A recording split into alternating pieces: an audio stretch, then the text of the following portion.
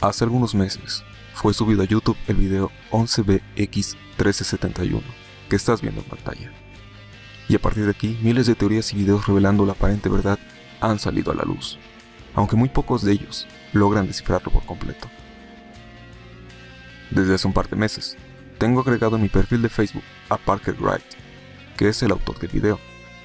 Se trata de un simple productor y cineasta que le gusta envolver a sus trabajos en un halo de misterio. Es un sujeto bastante amable, siempre dispuesto a responder, y niega en todo momento las acusaciones que se han hecho sobre su video, acusándolo de terrorista, Illuminati y todo ese tipo de cosas. Cuando le pregunté acerca del video en cuestión, dijo que esperara y que en el momento justo hablaría de esto. Pues bien, hace unos días, el canal Wideoprezentacje le realizó una entrevista en la cual Parker resuelve todas las dudas. Pongo la entrevista, adjudicando sus debidos créditos al canal que la hizo. Mi único trabajo es la traducción, y disculpen si no está realizada del todo bien. Comparto este video, debido a que muchos se conformaron con las respuestas dadas a medias por parte de otros compañeros youtubers, sin demeritar su trabajo de investigación. Si no presté atención antes al misterio, fue por haber contactado al creador y esperar que él mismo decidiera revelarlo. Aquí está el video. Hello Parker. Hello. Can you tell us who you are? Parker Wright. I'm the creator of 11BX1371 and 11B31369. Can you take out the mask for us? Yes, of course. Thank you. You're welcome. Hello again. Hello. Hello. Can you tell me something about you, your personality? Well, I grew up traveling the world. My family never stayed around anywhere very long, so I took it upon myself to kind of follow that as I grew up, and I never stayed anywhere very long. I always traveled the world and experienced things. That's just the way that I enjoy life. Okay. What was the purpose of these movies? I have this vision of the world, a view of things through my travels, experiences, and I've seen things throughout my entire life that have been kind of painful, disinformation, a type of gleeful ignorance, where people go about life happily blind. They think that they know things because it feels good, and the intent of my work is to make everything uncomfortable for them, because life is uncomfortable. It's not something that we can go through with a smile on our face and think that bad things aren't happening. You are some kind of teacher of humanity? Yes, I would actually think to some degree I am, and I think that that is evident in my work and the way that it has gained its following. What is your message to the world in the first and the second movie? In the first video, in 1371, I had, there's a clear message, and I don't really want to give it away too much, but it has a lot to do with censorship and the way that people view the media, the way that people simply accept what the media hands them.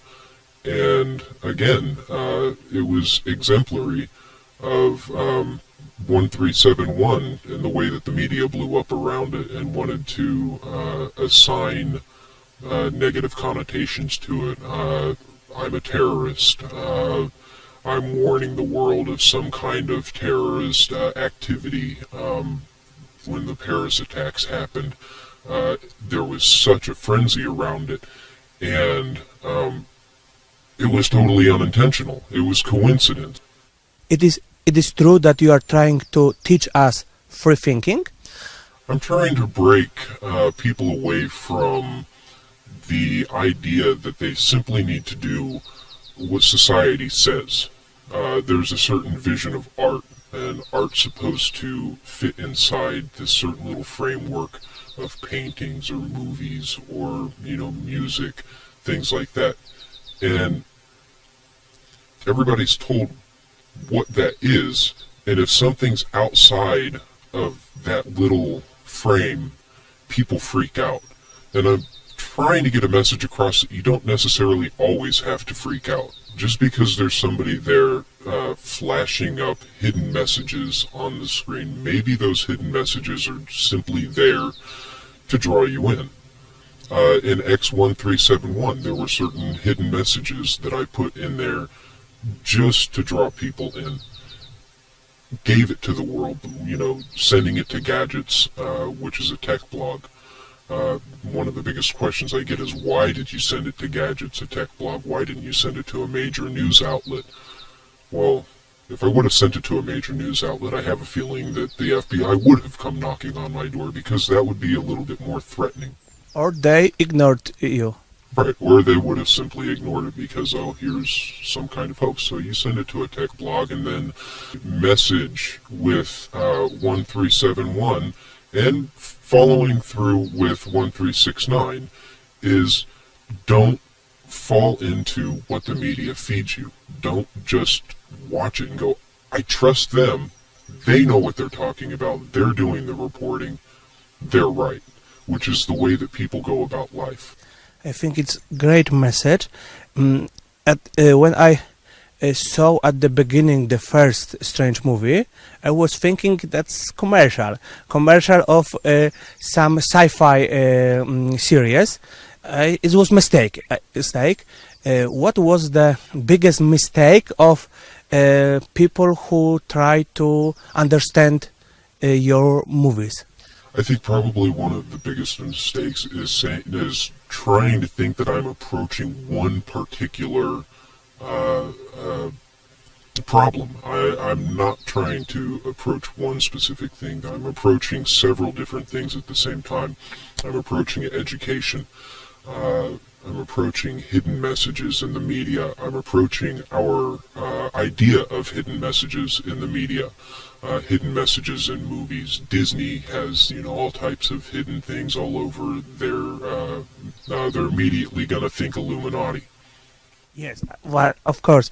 About the Illuminati. You are the Illuminati? I've answered this once before and I'll answer it again. I haven't been Illuminati for a few days, but usually it happens within the first 10 minutes after an orgasm. Yes, you write it very often on your fan page. Yes, the fan page.